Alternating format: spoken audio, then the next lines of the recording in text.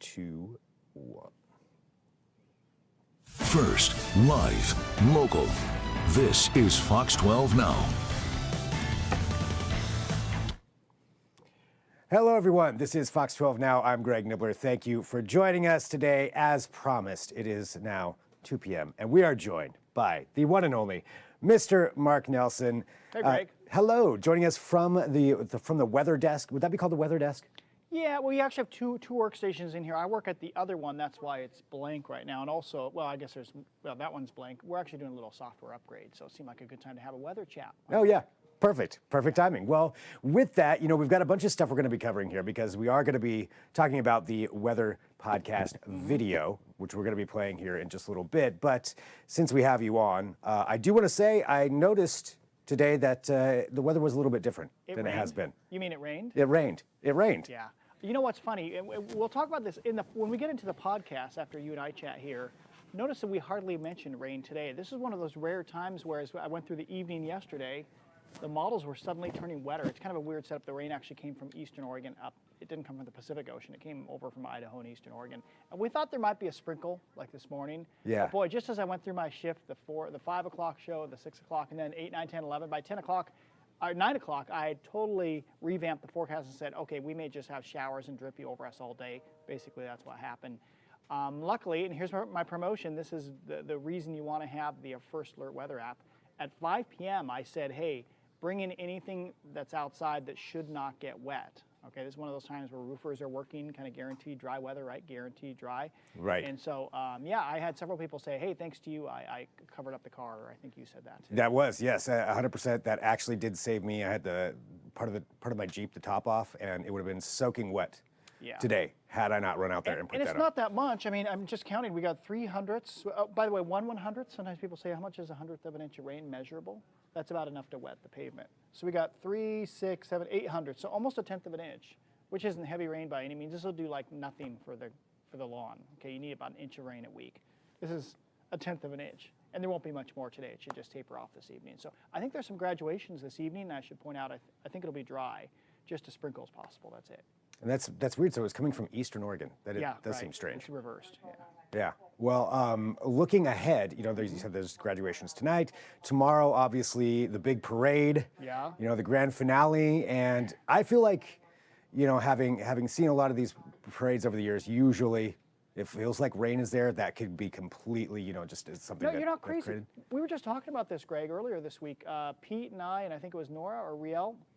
And they were saying, wait, it seems like we get more drips, kind of like what we see outside right now. Yeah. Drippy grand floral parades than we have either for the junior or the Starlight. I mean, I've done like 12 Starlights in a row or 10 in a row, and I think it only rained on one of those. Yeah, just maybe because we get morning drizzle sometimes out of the low clouds. In the case of tomorrow, we are good. The rain should be out of here this evening. I think it'll be dry tomorrow. Nice. Clouds in the morning, so comfortable, getting your chairs set up and whatnot, and then breaking out to sunshine at midday, or at least partly cloudy. So I think it'll be getting. It's funny. You think, well, 65, 68 degrees, that seems kind of cool. No, if you're sitting on the pavement, middle of June, right. Strong sunshine, one sunbreak, and it's like, wow, it's kind of hot out here at 68. So I think it'll be perfect tomorrow is my point. So nice. Clouds breaking to sunshine, not much wind either. That's awesome. I do want to ask, too, like, how was it for you with everything that you've been covering? The the Starlight, yeah. Yeah, we've been great, perfect weather so far until today. The drip's out there, but yeah, it's been dry. It hasn't been. Did we have hot weather? No, it wasn't that hot. No, we've been in pretty good shape ever since we started that. The first day was pretty warm in the upper 80s when I was down there at City Fair, the opening. Yeah, because you cut it, right? Yeah. Yeah, big scissors, lots of clowns. No, clowns were not, the makeup wasn't streaming down their face from the rain, so that's always good, right? Yes, it sounds terrifying otherwise, if that was the case. Well, trouble. Yeah, right. So the parade tomorrow, and of course, we'll be broadcasting that. That's part of Fox 12 Oregon. We've been covering all of, pretty much everything.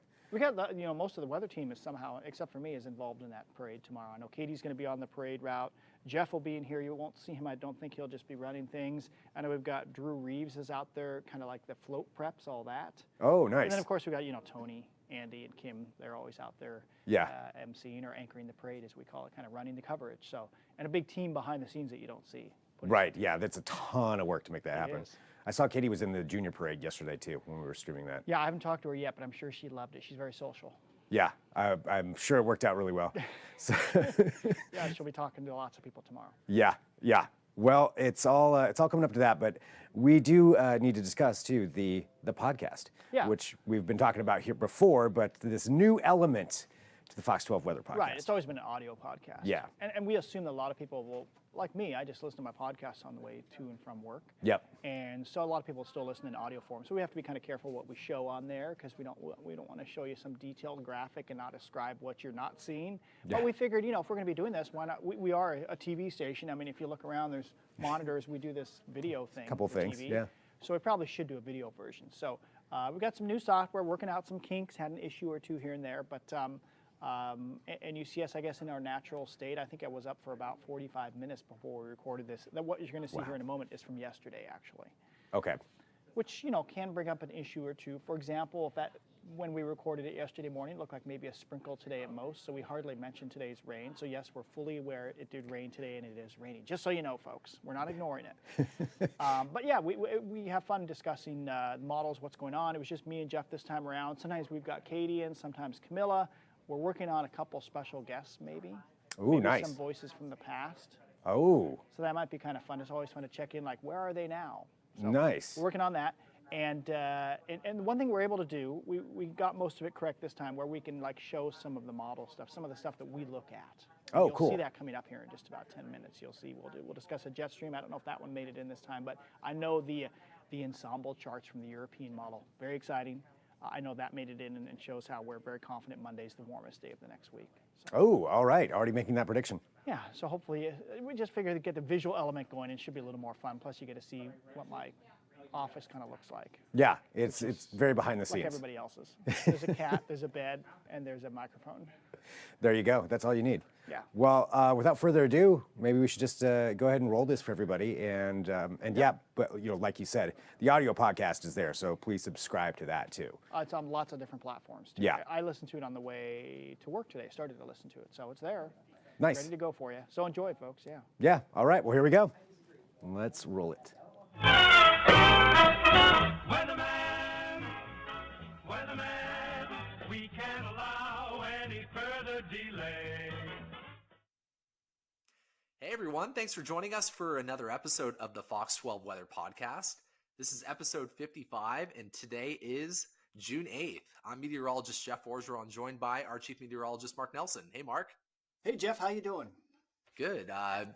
Just wrapped up another shift on Good Day Oregon, although Good Day Oregon still has another hour left. It's a long show.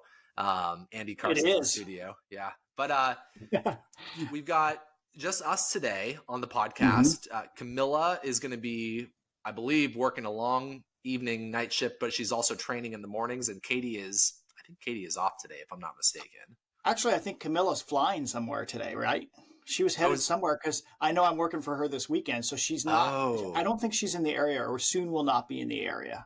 Okay. Yeah. So Yeah, I didn't check the schedule very closely, but yeah, so those two are not in today, but they'll be back. At least one of them will be back next week, I believe. Do you like so Mark, Jeff? Yeah. So, okay. Really quick. I know, part of our listeners are just listening maybe in the car or from home, while Right. others are tuning into the video aspect, which we started a week ago, which will air on YouTube and Fox 12 now during the afternoons. Right. So what's funny, if you're watching video, is Mark has quite the headphones set up. And let's be honest, I have kind of a blocky, large, bulb-sized head anyway. And I couldn't find my. Oh no, I know my wife went to the airport today, and so she took our nice noise-canceling headphones. And so I went through my daughter's room. She's not here; she's working. And so I'm like, I know she has headphones because she's a gamer, so I got this little setup. But man, these are like the biggest headphones. I feel like I'm a little top-heavy. Yeah, this is what about half of the kids these days own. Yeah, she'll find out that I used it. Yeah, it's okay. Oh, well. No, I think it's a good look, and I think Thanks. I think the viewers that are watching and listening are appreciating that headset. So, Mark, last time we spoke during the podcast last week, we were coming off of the warmest May on record. So that's right. official. Portland just experienced the warmest May on record, or we all experienced it together if you live in Portland. Yeah. And June is off to a pretty darn warm start. I just ran some of the numbers this morning, Mark. When we average the high temperatures and low temperatures together, we're running about 4.5 degrees above a typical first week of June. And that ranks, I believe, 9th. I miscalculated earlier this morning looking at that X-Masis tool. I know, initially I thought it was 5th, but it was 9th. So we're in the top 10 warmest starts to June. So an unusually warm start. Every day has featured a high temperature above average. And it's been super dry as well. Yeah, we have had big warm spells in early June. I remember when, I think it was 2003, we were hot for a few days, a heat wave, east wind and all that. So yeah, it's pretty hard to get the hottest first week of June. But yeah, it sounds like we were kind of close. I see we got a marine layer out there today, which is nice. A little cooler. Nice. Are we going to stay in the 70s today? I forget what we were going for. I was off yesterday. Yeah, I put 76 for today in the metro, and then 73 tomorrow. It's going to be, we're going to be banked in like all day by the marine layer tomorrow, it looks like. I see that. I remember at one point, just like 2 days ago, we were thinking low 80s today. Because remember, we thought we were going to be 90 yesterday. Got so lucky with the junior parade, right? I mean, like I said, I had the day off, but we had enough high clouds pass overhead. I looked, the temperatures were like 75 or 78 during that parade. So yes, I'm sure it was warm, but it was not hot, which is good. Joe was talking about that. Joe Vithiathil, he was out there, walking the parade route, interviewing people. And I was watching too. The clouds lingered into the early afternoon, and we were, I think around parade time, it was in 70s, low 70s, with some cloud cover. But then the clouds cleared out yesterday afternoon. It went like from cloudy skies to blue skies. And that, what's interesting, Mark, is the initial climate report that came in at about 5 p.m. yesterday posted a high of 82, but the final climate report at night came in and it posted a high of 84 degrees. So I texted you yesterday. I was like, Mark, this is going to be a bust. This is going to be a forecast bust. Yeah. And we consider a forecast bust anything outside of 3 degrees, right? That's fair. That's fair. Yeah. It was, I was thinking more like 6 to 7, but it ended up only being 4 degrees. So not bad considering how cloudy. So, I love those late high temperatures when we have to check because it's just kind of inside baseball here. We get a high and low temperature every 6 hours from they're called the ASOS sensors at the airports, the official recording stations. So so we get it at 5 p.m. in the summer, but I see at that point it was only 82, and we're such nerds, but I guess that's why we're doing this. And then hit 84 somewhere after 5 p.m. Before 5. A second report comes out at 7:20, just like a separate climate report. So that's when I saw it, and I thought, oh, we made it to 84. How cool! Kind of. I was out there watering the garden at about 5 o'clock, and I was like, yep, it's getting warm. It's getting warm again. Sure.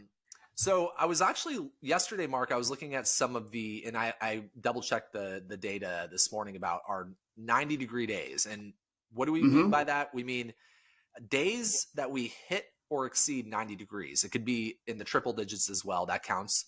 So I was looking back at some of our recent years and some of the years that we had the most 90-degree days. So I'm going to talk about 2015, 2018, and 2022 last year. All right. Oh, I don't like any of those. Yeah, I know. So 2015, we had 29 days at and above 90. 2018 was a record year. We had 31 days at and above 90. Yes. And then last year we did again. We had 29 days at and above 90. So 29 to 31. So I bring this up because we have already reached the 90s or greater 6 times this year. Okay. I'm staying with you. I'm with you. Keep going. All right. In 2015, we had only done it once by this time. In 2018, we had only done it once, that record year this time. And then in 2022, last year, we had not hit the 90s yet. So we are way ahead of schedule with these 90-degree days. Now, having said that, I don't see a lot coming in the next week or so. We may hit 90 one time next week. I think Monday should be our warmest day. Maybe. Yeah, we may not. But it's been a really warm stretch. Mid-May through the first week of June, it's been unusually warm and unusually dry. And I know you were looking at some of the data, how dry it's been mid-May to almost mid-June. You want to kind of elaborate on that? We've had no measurable rain since May. If we just go mid-May to mid-June, let's call it May 16th to June 15th, right? And what day is today? Today's the 8th. So we have, next week. So we're recording this on Thursday. You may be watching on Friday. So next week, so next Thursday, if we don't get rain by then, wow, that's possible we get no rain. If that happens, that would be a no measurable rain for a month. And we've never had that occur from mid-May to mid-June, no measurable rain at all. I think we've had, I don't have the graphic in front of me, but I think it was just like a few, maybe like a tenth or 2/10 of an inch were the driest period. So this is right like top tier dry for mid-May to mid-June. And that's why suddenly we're seeing little brush fires. I walk out in the woods around my house. It feels like it's, early July. The garden's bone dry. Everything's dry out there. So we should be treating everything like it's summer, midsummer. Totally. Sides of the roads, everything's turning brown, and all the grass and whatnot. Not like, I'm talking like near the median and just immediate sides of the roads, and it does have the feeling like we're already in July. And I think 1 or 2 podcasts ago, we were reflecting on a discussion that some of the local fire experts and climatologists were having regarding the possibility of a delayed fire season because of the snowpack and the higher soil moisture and, things like that. But boy, do things change quickly when you go through a stretch of abnormally warm conditions and bone dry weather as well. So Jeff, can you see, are we sharing the GFS right now? Can you see that? I think I hit the screen share. Yeah. And for our viewers that are just listening, we're using more video now. We're using video now. Yeah, no, I'm not going to describe. I'm going to let you describe it. But what we're doing right now is we're popping up a graphic. It's one of our weather graphics that is showing the upper level weather pattern. So for the folks that are watching from YouTube or watching from Fox 12 now, you're getting the opportunity to see what we're going to kind of show here. But we're going to try our best to explain for just the audio listeners as well of what we're talking about. So go ahead, Mark. Yeah, so this is just a map. This is the GFS. It doesn't matter. All the models kind of look the same here. This shows wind speed up at jet stream level. This is 200 millibars, which means it would be, 30,000 feet up. 35,000 feet. Yeah, somewhere in there. About where the jets are flying. So when you see the higher wind speeds, that's the jet stream. And of course, jet stream is pretty weak this time of the year, right? This is right now. And what you notice is, I can't really draw on here, but if you see where the bright colors are, there's a jet, kind of a streak there going through Southern California, Northern Mexico. And you also see one kind of far south. Typically, we have high pressure over the desert Southwest, and there's not much going on. And if you look how we'll go through in time. So there's a little upper level low actually over Nevada right now. It's been over California. They've been complaining about the clouds and the rain, right? But look how we go through tomorrow and then Saturday. Here comes another upper level and back up right there. Sunday, there's still something down there. And then it does change a little bit next week. We do see, this is the middle of next week, we do see kind of a weak jet forming here. But look at next Thursday. So this is a week out. We've got a weak jet just north of us. But then look at that. There's another upper level low off the California coastline there. And that's unusual. Jeff, we would agree that's kind of unusual. And it kind of looks like, I hesitate to say it, but that's kind of an El Nino pattern in the winter, a split sort of flow like that. I have to agree with you. And, you said that this time of year, we typically have ridging and heat waves potentially setting up over the desert Southwest and things. I mean, heat waves, it's typical for this time of year. It's not necessarily a heat wave, but no, it's unusual to see this persistence, like the reformation of the upper level lows. It's sure. And kind of odd. On that note, today, NOAA, the National Oceanic and Atmospheric Administration, announced that they have issued an El Nino advisory. So El Nino is happening officially, and it's expected to strengthen in the coming months. And so I think let's break down again for the viewers. What is El Nino? Because every time I post about it, Mark, people are asking, what is it? What does it mean for us? So go ahead. Hey, Jeff, I saw on our app right here, it said, El Nino, what does it mean? You must have done that this morning. I did. Yeah, very good. By the way, if you need a good weather app, we are active on that thing. It's the Fox 12 weather app. That's you right. can search for it on your app store. We send out personalized videos for our area, update the forecast multiple times a day. Except last summer. Except last summer when I sent out the sea surface temperatures like every day and people got tired of it and said, leave us alone. Or was that on Twitter? Stop sending out the sea surface temps. I had an automated product and there was this email chain between three of us that said, stop sending out the sea surface temperatures. I know the ocean's cold. Stop. Leave me alone. So folks, we try not to over push our information, but we try to get the interesting stuff. But yeah, so what were we talking about? So really quick, we'll talk about what El Nino is, and then I'll let you kind of branch out, and we can both kind of go over what it means for our weather pattern. So El Nino, we look at the Pacific Ocean as a whole, and if you look at the east side of the Pacific Ocean, closer to Mexico, Central America, the eastern equatorial Pacific Ocean is warmer than average this time of year. The sea surface temperatures are experiencing anomalously warm conditions. See, it's all about the sea surface temps, right? Yeah, it always comes back to that, right? No, but that warming on this side of the ocean, as opposed to the western Pacific Ocean, that would be a La Nina phase, which we've had the past 3 years. The warming on the east side of the Pacific Ocean can have ramifications. It can have effects on the jet stream and our weather patterns here in North America and on the West Coast. So, and globally, frankly, but let's talk about like the Pacific Northwest, and we're going to reconnect it to what you just showed on that upper level weather pattern. Yeah, what we tend to see is in El Nino winters, each one is different, but in El Nino winters, we do tend to see more splitting of the jet well offshore of us. More energy goes into California, but we tend to get an upper level high over like southwestern British Columbia, just north of us, more often during the winter. So that would mean also that we have more of the jet going up to the north, through like the Yukon, and then dropping south into the central part of the USA, basically bypassing us.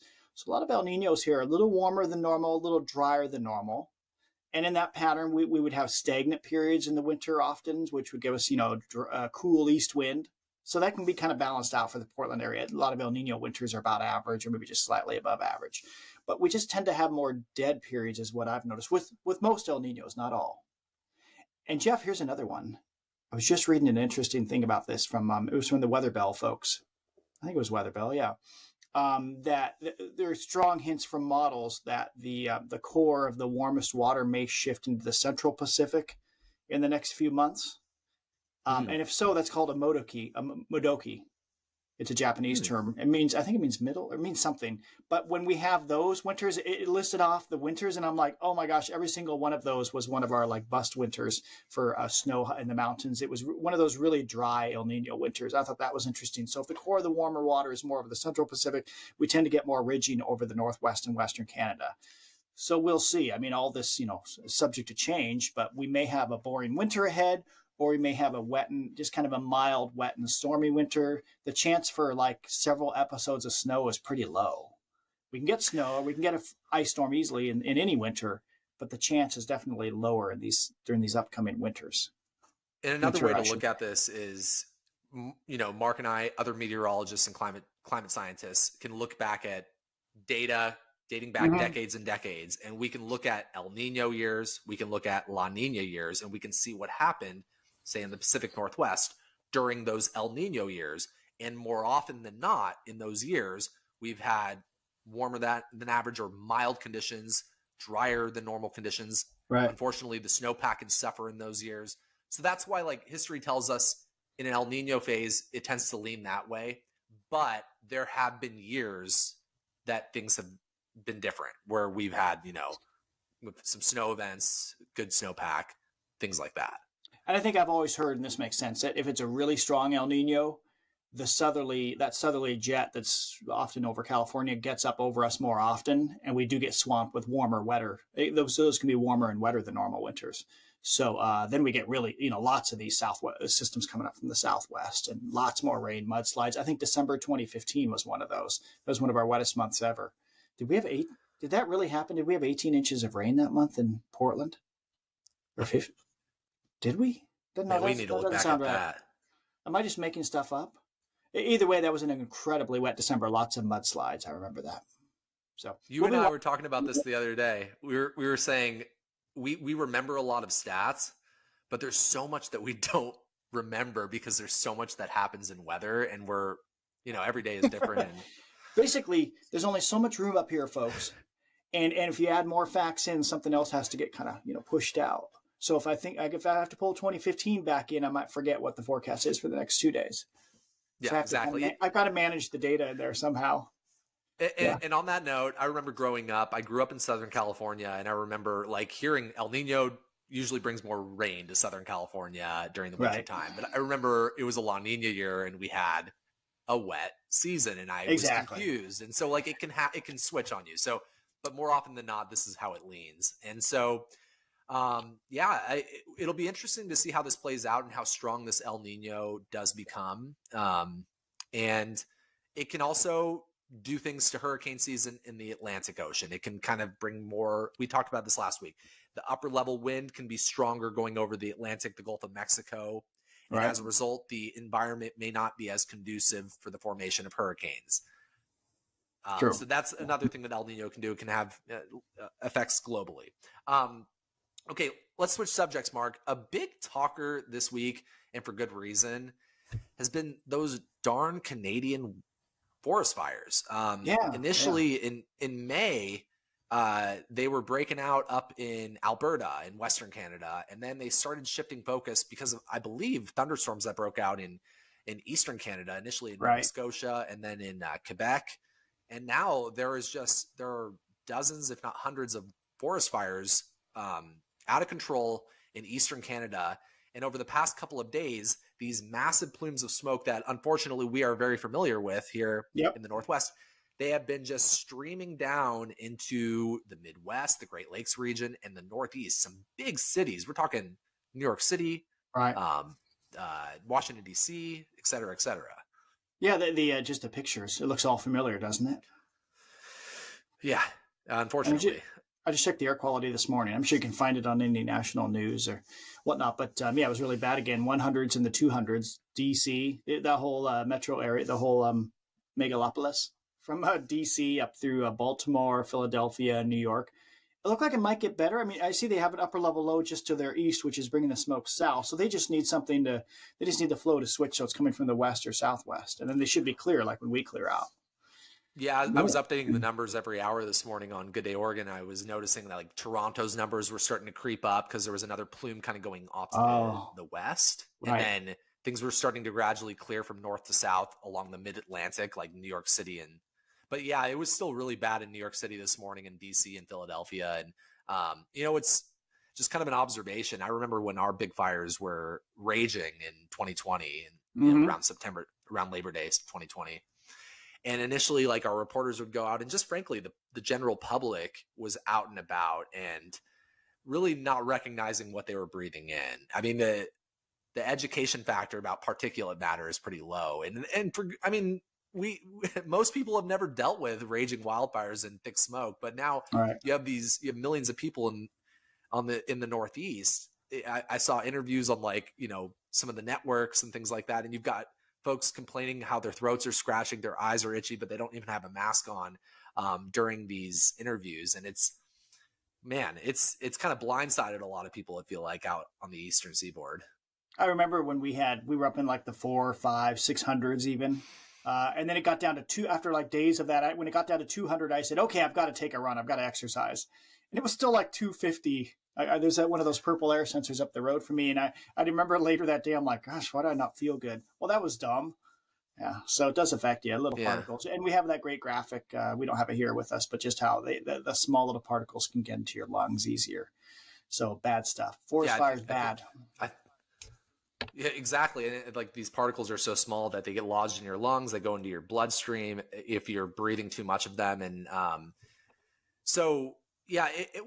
one more note. These fires are a lot of them are so big, Mark, and correct me if I'm wrong, but is it safe to assume that it's going to be very difficult for humans, firefighters, to actually put these fires out and to control them? Sure. They're going to need a really favorable weather pattern to control these fires. I would assume. I was thinking, like, how do fires get going up there in Quebec, that eastern part of Canada? Because they kind of have the humid continental climate that the East Coast has. So a lot of vegetation typically, and wet thunderstorms typically, and humid. So that's maybe why we rarely hear fires over there. I assume that's why. So I just assume the pattern needs to shift, and they just need a little more rain. So maybe those will be naturally put out as we go into summer. Yeah, I mean, I don't know. they do tend to get more, showers and thunderstorms. Well, maybe not more, but they get plenty during the summertime. So we hope that the pattern will help them out in that firefight. But a lot of these fires will probably take weeks, if not months, to actually extinguish. And so smoke is probably going to come in waves to some of these big, metropolitan cities in the Midwest and the Northeast. Are you bringing up air quality right now? Nope. I'm getting ready for the next segment, next section here. We're going to talk weather ahead. Yeah. Okay. So, let's switch subjects because we also need to kind of focus on our fire season out west. We've gone 23 days and counting without any rainfall in Portland. It kind of varies depending on where you're located. But most areas have been dry for the past 2 to 3 weeks. And Mark, it looks like you're taking a look at the high temperature potential, and then you're also probably going to get into the rainfall forecast. Right. Or I can't tell, folks, this is brand new software. We're very excited. We couldn't share maps and whatnot before. And so I couldn't tell when I pulled it up. It's like, do only I see it? Or as soon as I pull it up, does Jeff see it too? So that's why the Euro Ensemble 6-hourly max temperature showed up in the middle of your fire discussion. I jumped the gun just a bit. No, it's cool. I think people got the gist of the fires out in the Northeast. We'll probably be talking about that more later in the coming weeks. But let's focus back locally. So big talker has been the heat and the unusually warm conditions. Next couple of days are going to be cooler than cooler, nice marine layer, but about normal for this time of year, right? It's going to bring us back to typical early start of June. We're only coming back to normal, folks. I mean, when you look at that 7 days, like, oh, look, we can finally get back down to normal, unless the graph is right, and we're only in the upper 60s tomorrow. You saw that, right? Man, that marine layer on the graph looked thick. So you see if that's the case, it's only going 66 tomorrow. I saw it, Mark. Yeah. Which actually, let me throw that in, by the way. So we choose models. We use different models. We have what's IBM's graph model, which goes out to any TV station that uses our software from the weather company. That's an IBM corporation company. And they have this graph model, which is what you're seeing. I mean, just be honest, we're all friends here. 3 different TV stations in Portland are using the same. That's a graph model. So am I allowed to say that? I didn't say what stations because our graph model looks better. We have a better contour palette, I think. Our colors narrowed it down enough. Yeah. So the last few weeks, it's like, why does it keep going for upper 30s in Portland? And then the low would be like 48 degrees. Well, believe it or not, I'm on a graph task force. I bet you wish you could be on the graph task force, Jeff. That is like top nerd level, but that's okay. Yeah. The task force, which means just basically people sitting on a call like this discussing what works with the model and what doesn't. And I said, how come it's been so cool lately, especially mornings, but it's been forecasting cool. Generally, it's been too cool with the high temperature forecast. All right. And then we end up adjusting. And so what you see ends up being close to correct on, what we forecast is fine, but we have to correct it. So they said, they haven't been able to get like this land use model from NASA for the last 3 weeks, which sounds about right, Jeff, right? About 3 weeks back. And so they know that's been giving that model a cool bias, especially at night, because it doesn't have the right vegetation for the time of the year. I thought that was fascinating. So that's something to consider with weather models is it's not just where's the high pressure, where's the low pressure, where are the precipitation and cloud areas. It's like the model knows what areas are urban based on the input. It also knows what's the foliage like in the area. Is it dry or is it wet? Is the soil dry or wet? A lot of factors go into these weather models. So we just noticed that. But right here, this is the European. This shows the 50 different ensemble members of the Euro. It's run twice per day, soon to be 4 times a day. But you know what sticks out there, Jeff? What do you see? What kind of sticks out? We've got a warm up, but what do you see? What do I see? I see a lot of warm colors on this graphic. Right. That's one. What's the other? What day looks warmest? It kind of sticks out, doesn't it? Yeah. Monday looks warmest. Isn't that interesting? This is a great tool. Instead of just looking at one model and hoping that it's right, we can look at 50 different versions of this model. And it's pretty clear. You see a Sunday, Sunday afternoon. And then Monday clearly has the most hot temperatures or warm or very warm or hot. And then kind of Tuesday, and there's some sort of little cool off. And then there's more spread as we get farther out in time. They kind of diverge because that's just how models do farther out in time. But I mean, if I was making a forecast today, I'd say, Monday's the warmest day for sure of the next 7. Is that a fair assessment of how we use this?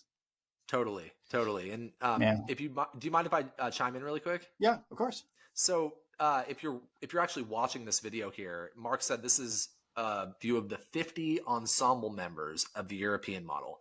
If we were to just show what we call the deterministic model, the European model, it's just one solution. This is showing 50 different tweaks and things like that. It would be like having an orchestra. The tuba player has a forecast. The trumpet player has a forecast. Nice. The saxophone player has a forecast. And then they're all brought together, and then we can look at the solution as a whole. And it gives us kind of a broad idea, especially when we're looking outside of 7 days, like 10 days, 14 days out. It gives us kind of a good idea of what could be coming. Because sometimes the operational model might show, for example, 95 degrees, and then you look here and all of them, or almost all of them, are much cooler. Then we say, we don't believe that operational hot version, because most of the ensembles are cooler. So we use this sort of information quite a bit. Here's another version. Let's do the rain. You ready for some rain? Let's see. Oh, please. Well, it's going to be hard to do. I've already looked at it. Yeah, you've already seen it. Let me find it here. Here we go.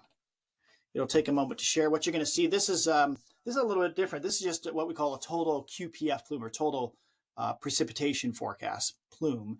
And you're like, what the heck am I looking at? Well, it shows the next 15 days. Left side is right now. Right side is 2 weeks out. That's the 22nd. All right. This is actually just in the South Metro around Aurora. I just picked a point a little farther south than PDX. And the green line there is the median. Oh, I'm sorry. Each of the little gray lines, I know you can barely see this on video, but hopefully that quality is good enough. Each of the little gray lines says how much rain total it accumulates over those 2 weeks. Notice one of the 50 ensemble members says we have 1.75 inches of rain in the next 2 weeks, but only one. Every other ensemble member has less than 7/10 of an inch of rain in 2 weeks.